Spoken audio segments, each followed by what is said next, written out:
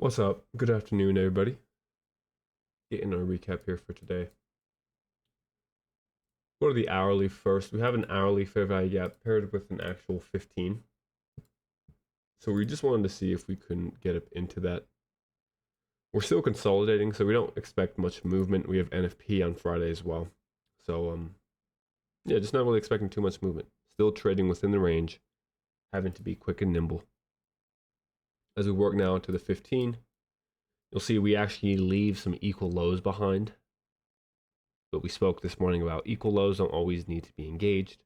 So we leave those equal lows, return into that 15-minute, and then from there, just kind of retracing back up into the 830 level and consolidating within that range. So not too much happening on the 15, rather choppy. As we work down to the 5 now, we'll keep at this 5-minute here. So this is where we started really holding discounts. We have this 5-minute and this 5-minute that became important, as we see later in the morning. As far as the higher time frame sense, right after coming into the 4-hour fair value gap here, we leave it with the 5-minute that holds us. We expand again, creating another 5-minute. And because we had an objective of this 15-minute and the 5-minute chart fell short the first run up, we would expect this 5-minute to hold us and deliver us into that 15-minute, especially because it's paired with a set of new week opening gaps as well.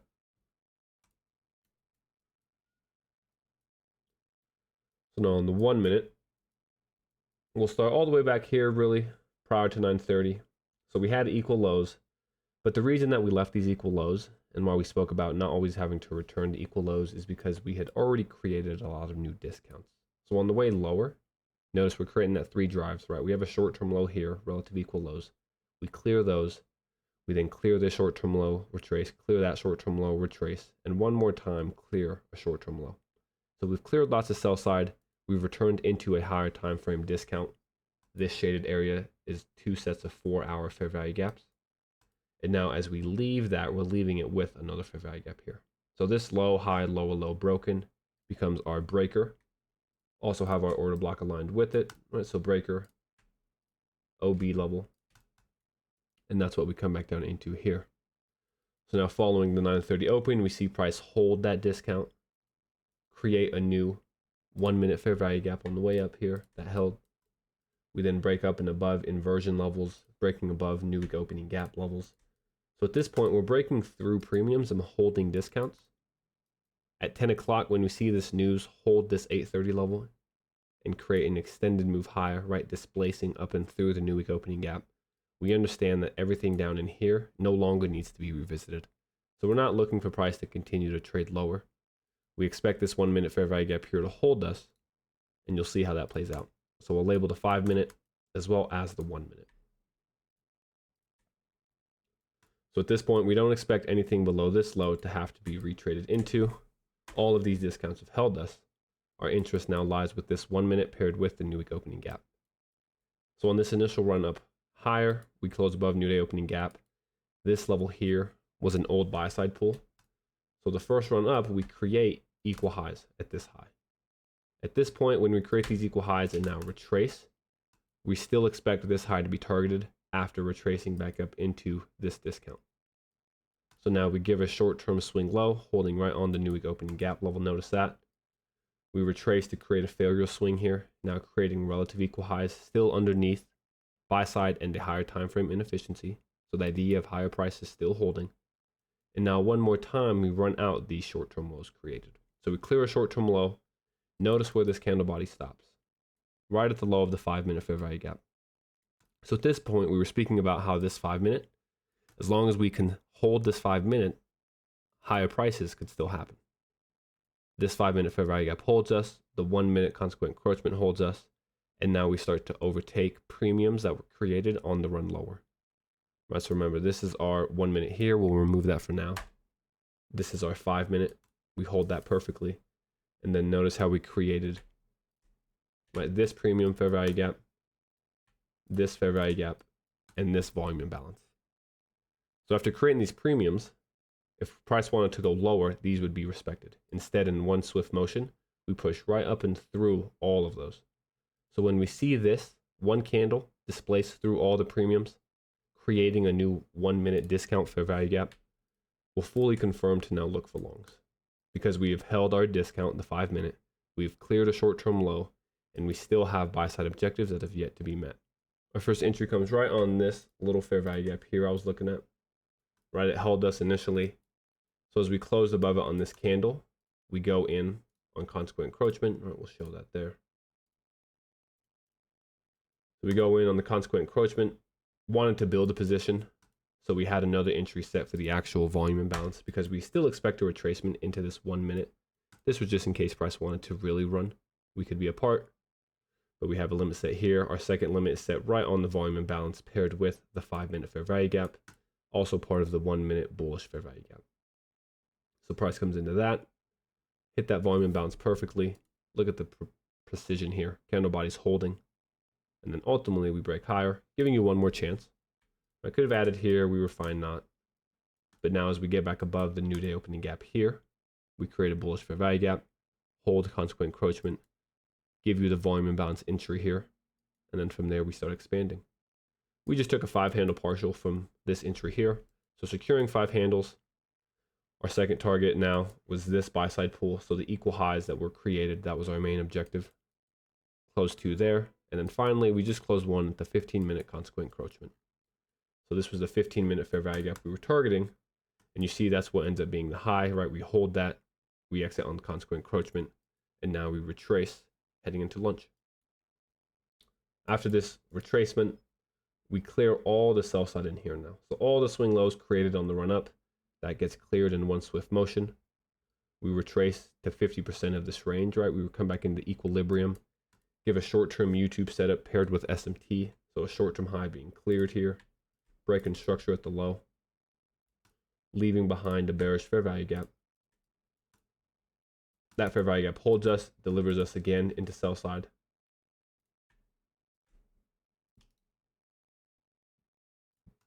We get another retracement into that new day opening gap. And then one more time, we get another YouTube setup. Right, so we get another short-term high cleared, followed by that break in structure at the low, closing below it. This one's clean because we have a fair value gap, OB paired with a new day opening gap, paired with a volume imbalance. So real clean here. That new day opening gap holds us, sends us lower into that sell side one last time. And then you'll notice that when we clear the sell side, we have a short-term low, and we run that real quick one last time, returning into a new week opening gap. So at this point, now that we've cleared short-term lows, right, 1, 2, 3 times, we're looking at this most recently formed premium. We want to see if price can get above that. It does here. We then retrace back up into that area, holding it now as an inversion because we're also getting above the midnight. That's that dotted area. Look how the bodies hold. So returning into the inversion, holding the midnight level, we now expand up into the new day opening gap one more time. This is the first entry we shared here because we were just trying to get back into this 15-minute inefficiency.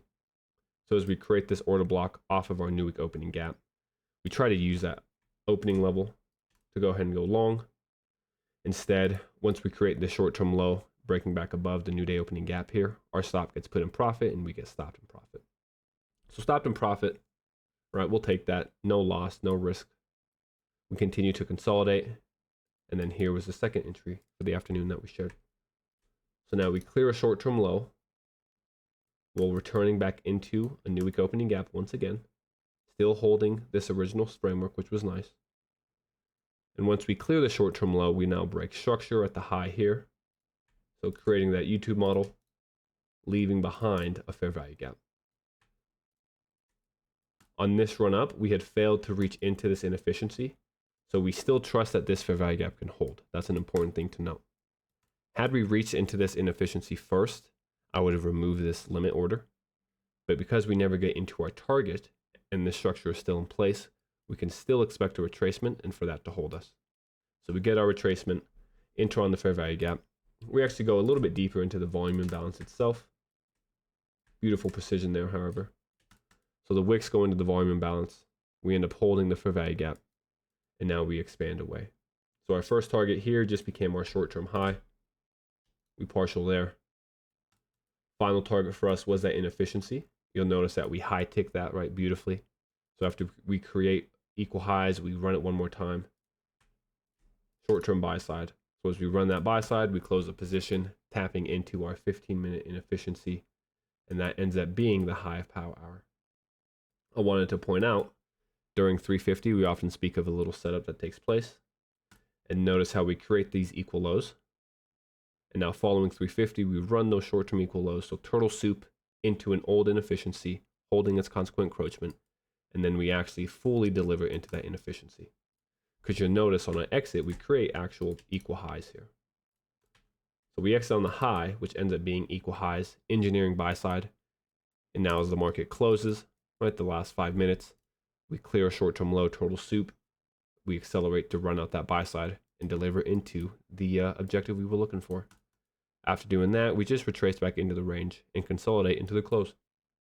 So overall, choppy day, but we know how to take advantage of that, right? That's one thing that we've really been focusing on the past few weeks, pointing out how even though we've been in this consolidation market, we can still take advantage if we know what to look for. And today was another good example of that.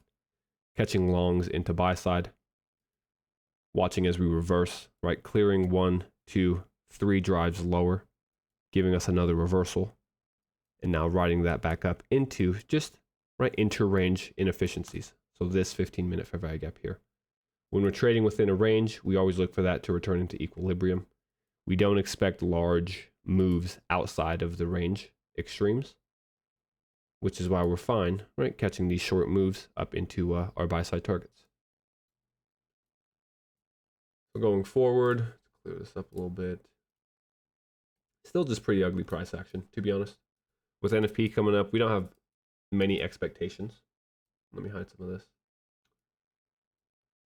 I like the idea of potentially coming for these equal lows now. So we've held this inefficiency. Notice on a 15-minute, right? This fair value gap is held. We've created a swing high. We have a lot of relative equal lows here. So if we can get underneath this new day opening gap, underneath today's midnight, we should have a chance. On an hourly sense, let's see what we're looking like. Honestly, the higher time frame sense, not much of a bias. Right, we're kind of within a lot of PD arrays. You can see how choppy we are. So we're really having to work within the range. So understanding that, we'll just have to wait and see what tomorrow can give us. Waiting for runs on liquidity, and then we'll look to capitalize on a return back into the range if we can get that. So tomorrow we have our normal live stream time, 9:25 Eastern. Until then, have a good night, everybody, and we will talk in the morning. See ya.